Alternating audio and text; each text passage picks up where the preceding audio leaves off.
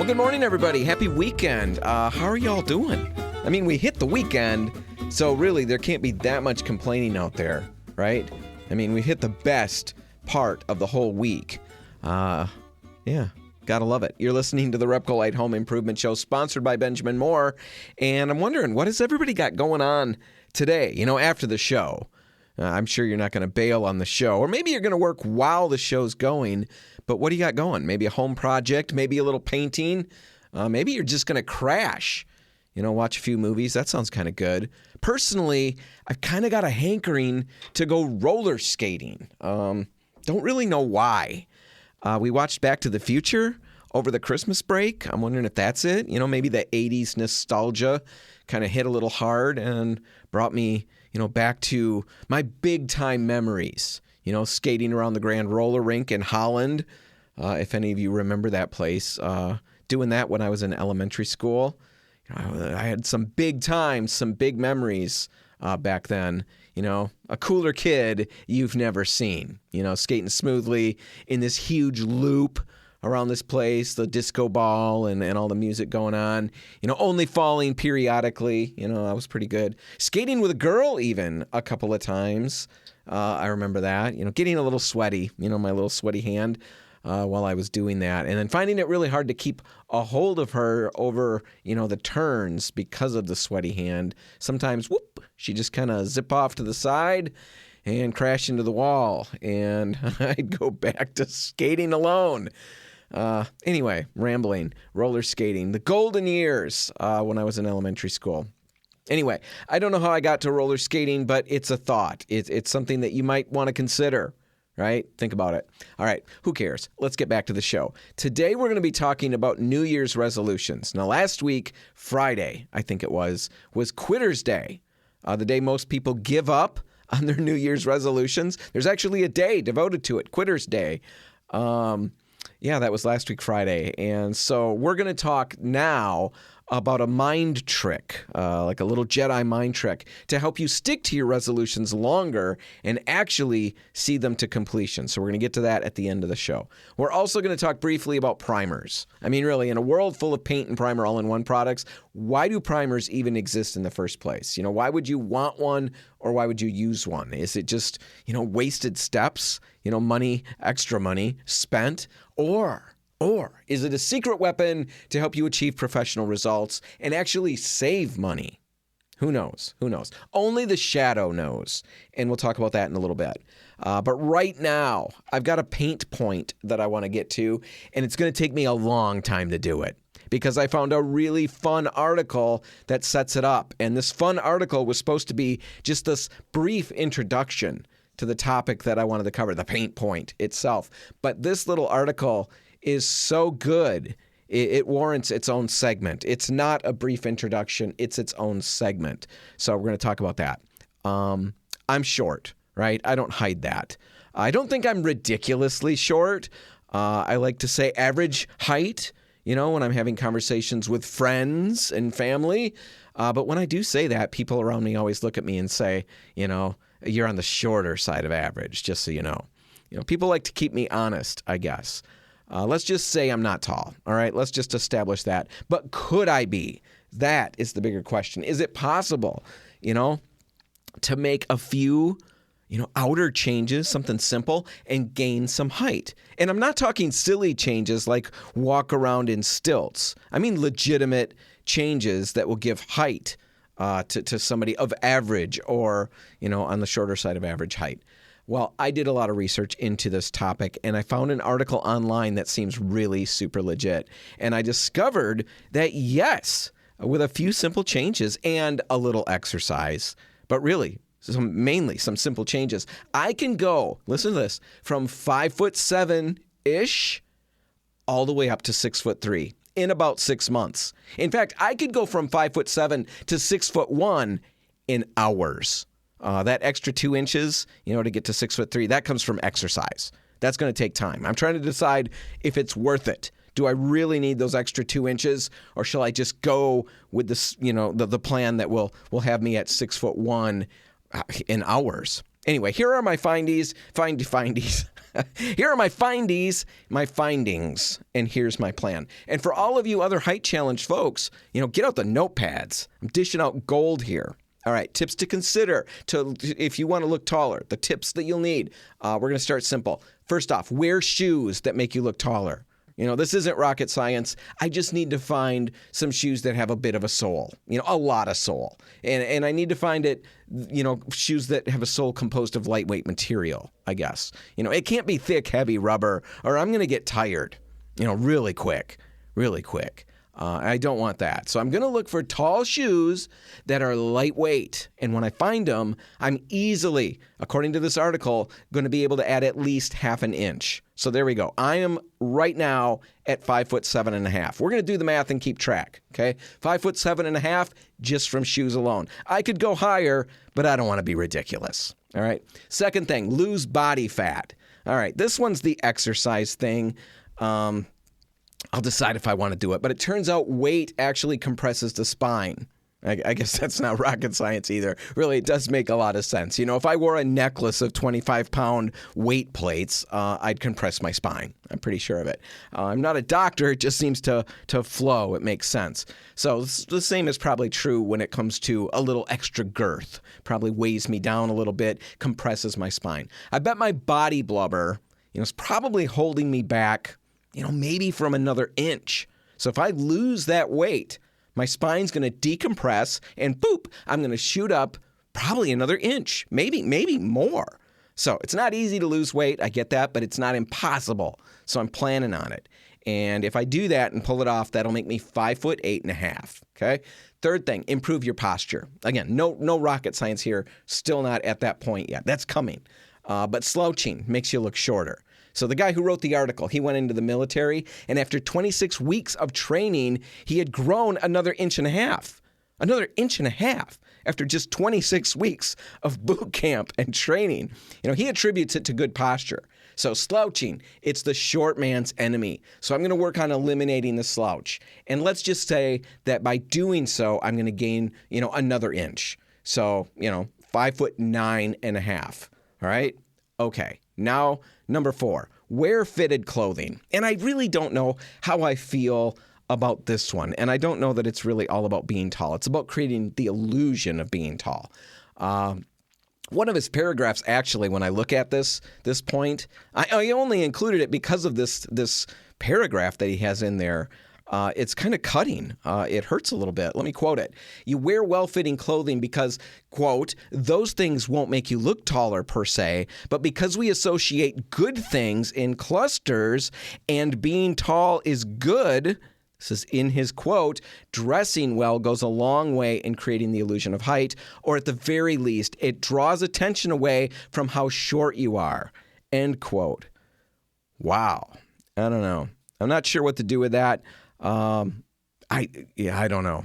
Wear fitted clothing. I'll let you decide if you're going to pursue that one. I just wanted to give his quotes because I thought he's pulling no punches here. He's trying to help us, and he's being brutal in the process. All right. And it's funny, I should say, the guy's 6 foot something. So it's not like he's one of us talking to us. He's talking down to us in every way that you can talk down to people. He's 6'3" or something like that. I don't know how tall he is after boot camp. Gained another 3 inches. Could be 7 foot tall by now. Who knows? He's talking down to us short people. Anyway, number 5. Let's get back to his recommendations. Wear a hat. Now here we're hitting some dark horse, unexpected gold star recommendations. Hats make you look taller, of course, because they extend the top of your head. And as an aside, a freebie, if you will, tall hair. I could do the same thing. Few people realize it, but I think Lyle Lovett, that singer, I think he's actually 5'2". But with the hair, he clocks in over 6 foot. Now, I can't get my hair to do that, but I can plop a hat on my head. Now, Panama hat, that would give me a good inch or so. I think it could. It'd make me look like Indiana Jones, so that's cool. But a top hat, here's where I'm going. A top hat, that seems to be the way to go. First, you gain another 6 inches or more depending on your top hat. Secondly, it's super classy, right? And classy clothes, also distract from how short you are. We just talked about that. Wear fitted clothes. I'm reading that as classy clothes. So top hat, that's classy. It'll distract from how short I am. So if I take that top hat, I'm going to add 4 more inches, maybe 6 more inches if I went nuts, but let's just be reasonable. 4 more inches. I was at 5'9" something. I'm over 6 foot at this point. Anyway, the rest of his points. Don't wear belts because belts divide your body into segments and they draw the eye downward. Hats do the same. They draw your eye upward. So don't wear belts. You want to wear high-waisted pants. Again, you don't want to divide your body and have your eye drawn downward. So if you wear high-waisted pants, up around just tucked under your armpits, it's going to draw people's eyes up. They're going to think, man, that kid has amazingly long legs.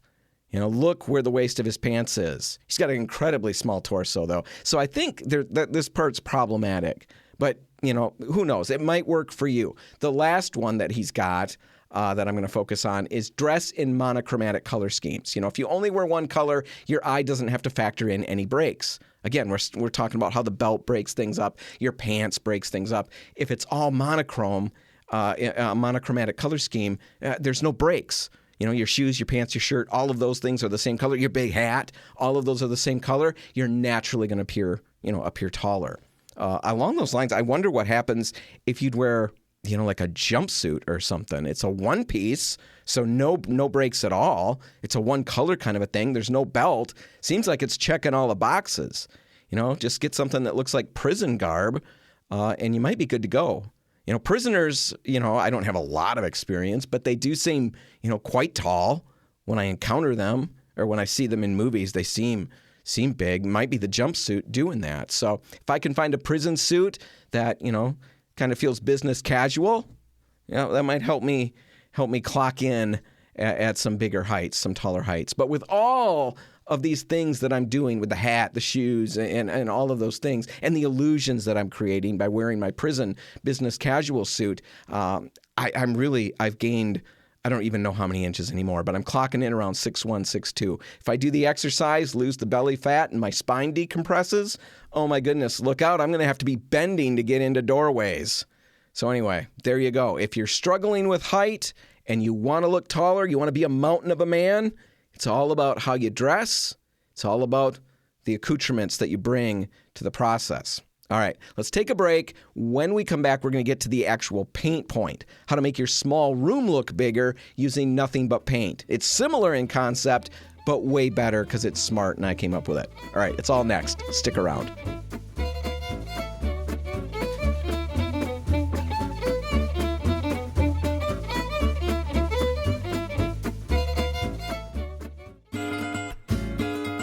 And we're back. You're listening to the RepcoLite Home Improvement Show, sponsored by Benjamin Moore. And right now, let's get to the paint point. I mean, finally, right? Let's get to the paint point. Last segment, I gave out some solid gold advice on how to make yourself look taller using nothing but clothes, shoes, good posture, a little bit of weight loss, but not much. But now let's get to the paint point, and let's talk about how to make small rooms in your home feel larger just by using paint. If we all had the budget and the layout of the home allowed us to, it'd be really nice, to knock down walls, expand rooms, and really make our spaces bigger. But that's expensive, and often it's impossible with our home's layout. So let's talk about an easier way to do it. In fact, let's talk about 5 practical ways to make a room feel larger just by using paint. All right, first up, you've got to use the right colors. And typically, we'd recommend lighter colors because they reflect more light. And this, in turn, when it's reflecting light, is going to create a sense of openness. So think off-whites, light neutrals, pales, pastels, pretty much anything that doesn't weigh the room down visually. A great example of this would be to think about some soft blues. I know blue isn't everybody's color, but these shades naturally recede. So the walls seem to push back, to fall back. For dim rooms, you could try an airy blue, kind of like Benjamin Moore's smoke, and actually just put it on the ceiling. And it's kind of like you rip the ceiling off of the home, and there's nothing but blue sky overhead. It's open, it's airy, it's expansive. And if the room doesn't have a lot of natural lighting coming through, you could pair that blue ceiling with an off-white that kind of has a warm, sunny undertone. And if you do that, you've got this, something that feels like an eternal spring day going on in that room. And that kind of tone gives off open, expansive, airy vibes all day long, right? So light, neutral colors, that's the way to go. But there's a little bit of a problem. Now, if you listen to the show on a regular basis, and if you don't, well, I don't know what's wrong with you. But if you listen on a regular basis, you've got to be wondering about some of what I'm saying. After all, we've talked on the show tons of times about how darker colors can make a room feel bigger too, right? You've got to be wondering what's up with that. Well, here's the scoop. Darker colors can create depth by making walls visually recede. All of that's true. However, there is a bit of a catch. It works best on one or two walls or the ceiling, not the whole room. Also, and probably more importantly, good lighting is absolutely crucial. Otherwise you just risk making the room feel enclosed. So in smaller rooms with limited light, which is what we're talking about, lighter colors are usually going to be your best bet. Dark colors can work wonders too, but only with the right setup. All right, next, try a monochromatic color scheme. Now, it's almost like we ripped this off from the fashion article, but really what's true in fashion is true with design. Using different shades and tones of the same color for the walls, trim, and ceiling is going to create a continuous look and really help minimize visual breaks, and this is going to expand the space. For example, if your walls are a canvas-colored neutral, you could use a lighter neutral or a deeper off-white on the trim. A stark white on the trim would break the room into more clearly defined segments, and that would make it feel more closed in. If you really want to eliminate the line, really go whole hog into opening up that space, you could look at the third trick, and that's color drenching. And basically this means using one single color everywhere. Walls, trims, ceilings, maybe even furniture. It's dramatic, it's crazy bold, but it does a better job than monochromatic schemes when it comes to eliminating visual breaks. No more crown molding, no more baseboard, no more doors cutting up your space into smaller chunks. It's all one color. Everything blends, and you've got this unified, larger feel. Now, for those with imagination out there, just imagine a small room with soft green on every single surface. The same color on everything. And when you've got that, the breaks completely disappear. The room flows. The space just feels way bigger. Now, if you can't imagine that, well, the Google is going to help you out. Google color drenching. You'll get an idea. All right, moving on. Idea number 4 is to consider accent walls. A darker shade on the far end of a narrow room can add depth and make that room feel longer. Last, and kind of similar to accent walls, don't forget about the power of two-toned walls to draw the eye upward. Paint the lower half of your walls all the way around the room a lighter shade, and then the upper half, including the ceiling, a little bit darker. Or you could try the reverse. Either way, this is going to blend the ceiling with the walls, and it erases that dividing line and naturally draws your eye upward and gives the illusion or impression of height and space. We talked about that a couple of times in the last month or so, and if you missed those shows, just head back to the archives and check them out. All right, there you go. That's the paint point for the week. 5 techniques to make small spaces feel bigger. Remember that paint, it's not just about color. It's about creating atmosphere, about tone, creating the tone that you want. It's even about creating space. For a relatively small investment, you can transform pretty much any room in your house, no matter what architectural constraints you're working with. If you do have questions or tips of your own, any painting tips, any painting questions, maybe a topic you'd like me to tackle on the show, or even a friend or a relative, or maybe a contractor that you think should be interviewed, if you've got any of those ideas, I'd love to hear from you. So email me at radio@repcolite.com and let me know what you're thinking. All right, let's take a break right now. When we come back, we're going to be talking about primers. In this day and age of paint and primer all-in-one products, do you even need a primer? We're going to get to that in just a minute. Stick around.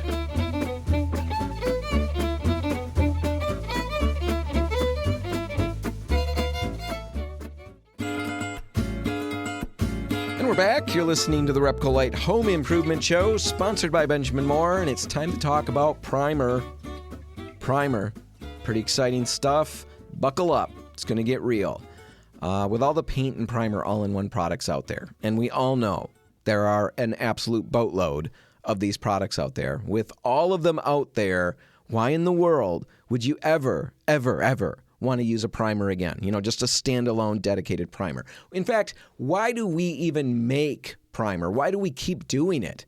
Isn't it completely, unnecessary at this point?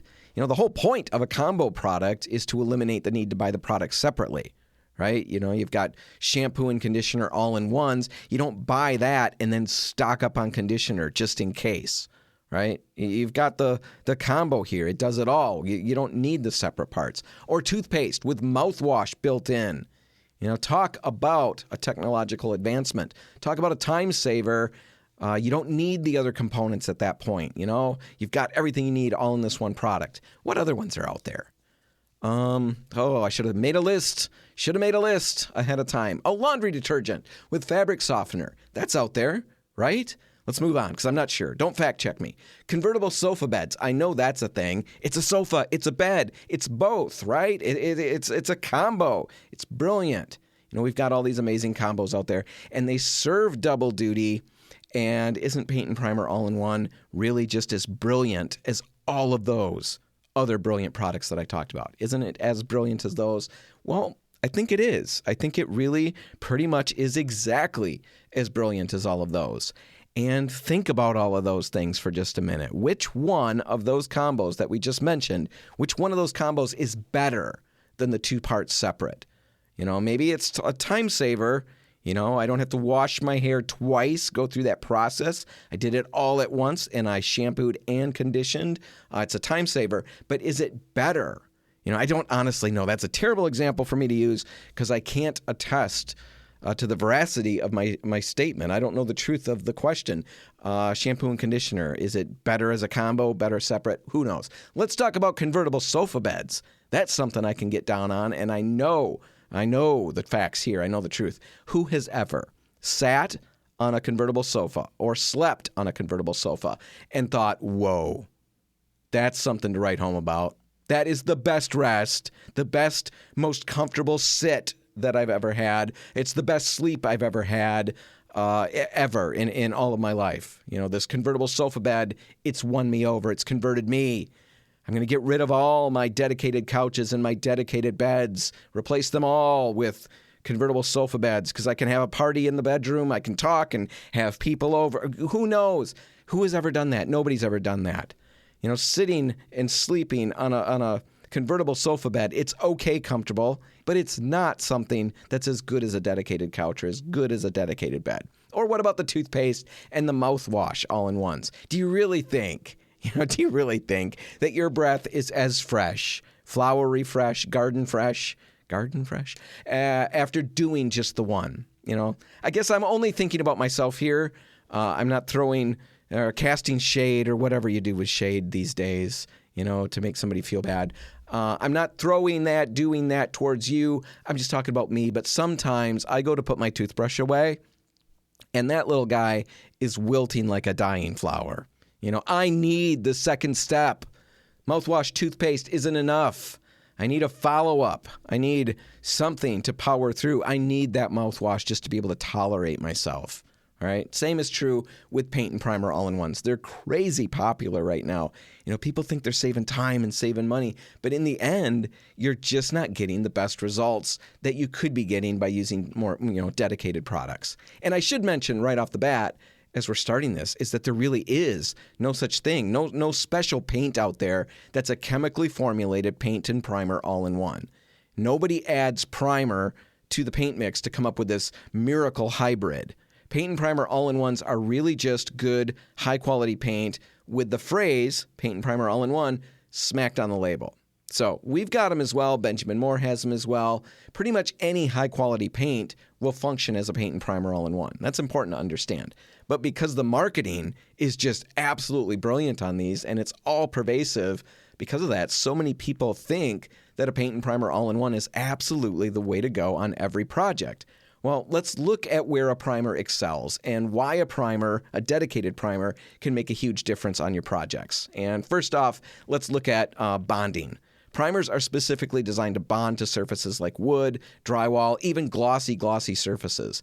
And they're designed to create a strong foundation for your finish paint. In fact, there are some specialty primers out there that take this bonding thing to, you know, ridiculous levels, honestly. Sticks from Benjamin Moore. Talk about it all the time. STIX. It sticks to everything. I don't know that that's their tag for it, but, you know, I'm a marketing genius and seems to work for me. So Sticks from Benjamin Moore. It bonds to everything. It's incredibly tenacious. It's like that relative that just won't leave. That sticks. We've had displays in our stores and at home expos, home shows, where we've taken, glass blocks or something, glazed ceramic tiles, and without sanding them, without really prepping them, we've just primed them with sticks. And once it's dry, once it's cured, you can scratch at it as long as you'd like, and you're only going to get tiny little flakes of it to come off. Tiny, tiny little flakes of it to come off. It bonds that well. Paint and primer all-in-one products can't match the adhesive strength of a standalone bonding primer. Second, if you're dealing with stains, a specialty primer is often your only solution. Water stains, smoke stains, knots in wood, other things like that, they can bleed right through regular water-based paints. Even those paint and primer all-in-one products, it'll bleed right through. You put them on, the stain can bleed right to the top. You put another coat on, bleeds right back to the top. These things are just regular paint after all. That's what we talked about at the beginning. If you've got situations where you've got a water stain, a smoke stain, knots in wood, you really need a primer that's specifically formulated to block those types of stains. It's just not going to happen with one of the combo products. Third, when you've got porous surfaces like bare drywall, a dedicated primer seals and covers these better than a combo product's going to do. And that means you're going to get a smoother, more even finish with your paint. It's just going to look better. And fourth, kind of connected to that, while paint and primer all-in-one might seem convenient, seem like a money saver, you often end up spending more money and using more of that expensive product, the paint and primer all-in-one, to get your desired results. When you use a dedicated primer, it does the heavy lifting at a cheaper price, a way cheaper price. It seals up the surface, and you don't need as much of the more expensive finish paint. So in the end, you save money, and depending on the size of the project, it actually could be a fair amount of money. All right, so there you go. There are 4 quick reasons to use a dedicated primer. There are more, but that's enough for now. I do want to take a second here to let you know that until the end of the month, one of our more versatile primers is on sale at all RepcoLite locations for just over 45% off the usual price. It's actually right around 47% off, like 47 point something. But, 47% is close enough, right? That gets the point across. Anyway, Quicksand multi-surface primer. It's available all month long. Like I said, for 47% off-ish. It's just under $21 a gallon. So it's way cheaper than your finish paint. And it's going to give you that foundation that you want so you get beautiful results with your finish without having to use so much of it. It's a really, really smart way to go. Quicksand is recommended if you're thinking about it. You could use it on wood trim, doors, drywall, pretty much most interior surfaces. It bonds incredibly well, and it dries really fast. There are comparable products out there, and they usually need to dry for about 2 hours or so before you can sand them. Quicksand can be sanded in as little as 30 minutes, so that's a big time saver. It means that you're able, to keep working on your project with less downtime, which means you get done faster, which means you can go do, other work around your house, or you can go have fun quicker, so all of that's really good. And I'm sure, I just said sanding in as little as 30 minutes. Quicksand can be sanded in as little as 30 minutes. I say that, and I'm sure there's a bunch of people going, what are you talking about? Sanding my primer? Who sands their primer? What blasphemy is this? Well, if this is news to you, I'm sorry, but you actually should do a light sanding on your primer before you move to your finish paint if you want the best results possible. It's a little bit of a topic that needs more explanation than I can give right now. So we'll talk about that next week, why you should do that sanding. And the good news is it's not a complicated, step. It's not adding a lot of time. It's going to go fast. We'll talk about sanding your primer next week, why you would do that, and how to do it quickly. Anyway, back to Quicksand. It sands with very little clogging, of the sandpaper, so that's great. You're going to go through less sandpaper. That saves you money too. It applies well. It seals up porous surfaces well. It provides an even base coat that ensures your finished paint looks great. Overall, it's a wonderful primer that covers a lot of different surfaces inside the home, and it's on sale, like I said, 47% off the usual price until the end of the month. All right, primers. If you have questions or you need help finding the best primer for your project, you can email me at radio@repcolite.com, or better yet, just stop out or call any of our locations. Anybody there, everybody here is happy to help. All right, let's take a break. When we come back, we're going to help you and me accomplish all of those New Year's resolutions that we made a couple weeks ago, and which many of us quit on last week Friday. That's just ahead. Stick around.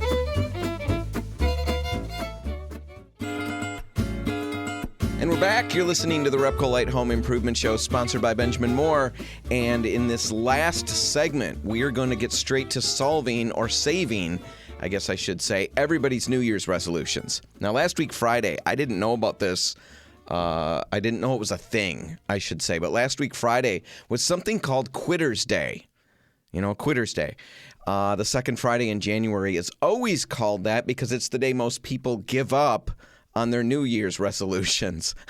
Quitter's Day comes early for me normally. Earlier than that, you know, that's like a long wait for Quitter's Day to get all the way to the second Friday before we give up. But that's when most people do it. Most people gave up last week Friday. How did you do? You know, are you still going with yours? Did you bail? Did you even start? Did you even have a New Year's resolution? I didn't. I didn't make a resolution this year, a single one, because I know what happens. Like I said, I already said it. I quit right away, and then I feel profoundly guilty. And let me tell you, that's the way to start a new year, with huge helpings of guilt. I will pile that guilt on naturally throughout the year. I don't need to, you know, streamline the process with resolutions that fail immediately. Now, I didn't set resolutions this year, but not because I'm lazy, not completely lazy. Instead, I made goals. And that's what I want to talk about right now. It's not just wordplay. There really is a difference between the two, between resolutions and goals, and you're much more likely to get results from goals than you are resolutions. Why is that? Well, first off, resolutions are usually vague. They're broad and they're kind of abstract. You know, you've heard things like this before. I'm going to be healthier this year. I'm going to spend less money this year. It's really kind of like saying, I want to go on a road trip this year, but then not bothering to pick a destination or exactly, you know, map out how you're going to get there. It's vague. It's abstract. Hard to wrap your brain around exactly how to do it. Second, with New Year's resolutions, a really common idea is that we need to come up with some sort of sweeping, you know, huge change for our lives. And that's going against the grain of our natural inclinations as people. As humans, you know, we're not wired to make huge sweeping changes. Think about it. I hate it. I hate it more than I should, more than is reasonable, when they change the interface on, you know, the Facebook or Instagram or Netflix. My life goes into this brief tailspin, perhaps, when the phone updates and things function differently or my apps aren't in the same place. I mean, it's a mental meltdown. I struggle with little changes that are inconsequential, and yet every year I somehow think I'm going to jump into this major life change and just breeze right through it like I'm walking in the park. We're not cut out to make big sweeping changes in our lives. That's another problem with resolutions. Third, resolutions are often externally motivated. You know, every new year, people everywhere are making resolutions, and so we kind of feel like we should too. It's kind of like peer pressure, right? For lack of a better phrase. We're doing it because other people are. All right, fourth, resolutions are based on something that we think we should do, and they're less about focusing on what's in it for us. And that's really just not enough of a motivator to keep us moving long term. Change is tough, crazy tough. And if we're just doing something because we know we should or think we should, but not because we're focused on what we're going to gain from that change, it's really difficult to stay on track. Finally, many resolutions lack accountability or a way to track progress. And as a result, we find we're not motivated. We get frustrated. We don't have a clear vision for why we're doing what we're doing. And then we fall off track and drop the resolution. All right, that's the problem with resolutions. So why is goals, why is setting goals any better? And honestly, I should say that goals can be just as bad as resolutions, really, if they're not good goals. Good goals follow something that's called the SMART framework, S-M-A-R-T. I didn't need to spell it. I don't know why I do that. It's an acronym. They're specific, measurable, achievable, relevant, and time-bound. They're SMART. Right? For example, they're specific. Instead of a vague resolution like I'm going to spend less money this year, really vague. Instead of that, when we're creating a good goal, we're more likely to say, let's save X amount of dollars every single month by eating out only once or twice every 2 weeks. Or instead of saying I'm going to be healthier this year, we may say something like I'm going to walk 15 minutes every day. They're specific. They're also measurable. You know when you're on track, and you know when you failed. You know when you've walked 3 days in a row but missed the fourth day. You can see it. It happened. It's easy to see how it's going, how you're doing, how your plans are working. If your resolution is to be healthier this year, how in the world do you ever track that? How do you know how you're doing? Have I arrived? Have I made it? It's only the third week in January. Am I healthier? Maybe I'm healthier. I don't know. It's possible, I guess, to track that to some extent, but it's really not clear-cut. Good goals are going to be measurable. You're going to see it easily. Good goals are also achievable, and that's crazy critical here. Resolutions are usually, not always, but usually focused on bigger, a bigger, wider perfection that we're shooting for. I'm going to fix up my entire home this year inside and out. That's perfection. That's a huge, sweeping resolution. Good goals, on the other hand, they kind of value progress over that perfection. A good goal would say, I'm going to have the bathroom repainted by the end of January. Good goals are a step in the right direction. They're progress. They're achievable. And our brains can see that they're achievable. And that's what gives us the motivation to keep going. Right? An unachievable resolution. Who's got the gumption to keep doing that? Third or fourth or whatever good goals are relevant. You're not just going to walk for 15 minutes a day just because. You're going to walk for 15 minutes a day so you can lose X amount of pounds, so you can enjoy beach season or whatever. Whatever. I've never enjoyed beach season. I would love it if we could go back in time or bring fashion back from the 20s and dudes could go to the beach wearing, like those full-body jumper suits, like little onesies that babies wear, but, for grown-up people. I could go for that. I don't know that I need the stripes because the horizontal stripes just make me look chubbier. Maybe vertical stripes. That would make me look taller as well at the beach. But anyway, the bigger point is you're going to walk for 15 minutes a day to lose a certain amount of weight so you can enjoy a certain season a little more. It's not just a naggy idea that, I probably should do this because sitting on the couch all winter is bad. You've got a positive goal in mind. Finally, good goals are time-bound. I'm going to have the bathroom repainted by the end of January or the kitchen cabinets redone by March. Having it time-bound puts us on a schedule and helps us power through days when we feel like procrastinating. Basically, goals set in this manner, they're way easier for our brains to grasp, and that makes us much more likely to stick to them. So if resolutions are not working for you and have not worked for you in the past, it's not too late this year. We're 3 weeks in. Most people just quit last week Friday, so it's all right to start up again. We've got a whole new year ahead of us. Maybe it's time we just ditch that whole idea of resolutions and switch to setting clear, measurable, smart, goals. Now, before we wrap up for the week, here are 3 quick ways to maintain some long-term success with your goals. Start small.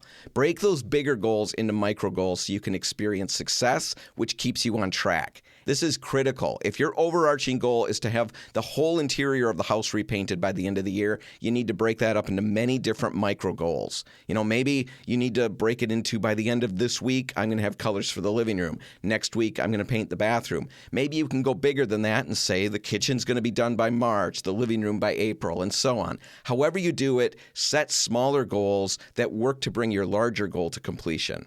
Second, focus on habits, not immediate results. Habits are the most important things to change as we set our goals. It's habit that's going to call us back to the couch from the treadmill, and it's habit that's going to help us say no to the couch and start our daily walk. Focus on building those habits first and keep your eyes on that rather than looking at the bathroom scale for results. At least in the beginning. The results will come, but that habit needs to be formed first. Finally, track your progress. Use a journal, an app, just a simple checklist to measure how far you've come. Take photos and chronicle the journey. It doesn't seem important at the time. It never does. But there's always going to be a day, it happens to me all the time, a day when I want to look back and see how far I've come. The motivation that comes from that is great. Be sure that you can do that. Most of the time, I don't take those pictures along the way, and I'm just going by memory. How did the kitchen used to look? Is it better? I think it's better, but I don't ever know how much better. And knowing how much better and how big an improvement I've made really propels you to the next thing. So track your progress, keep those records. And there you go. That's all the time we've got. We're going to have to wrap this one up. If you want to catch it again, you can find it online at RepcoLite.com. Whatever you do today, make sure paint's a part of it. Have a great weekend, everybody. I'll see you next week. I'm Dan Hansen. Thanks for listening.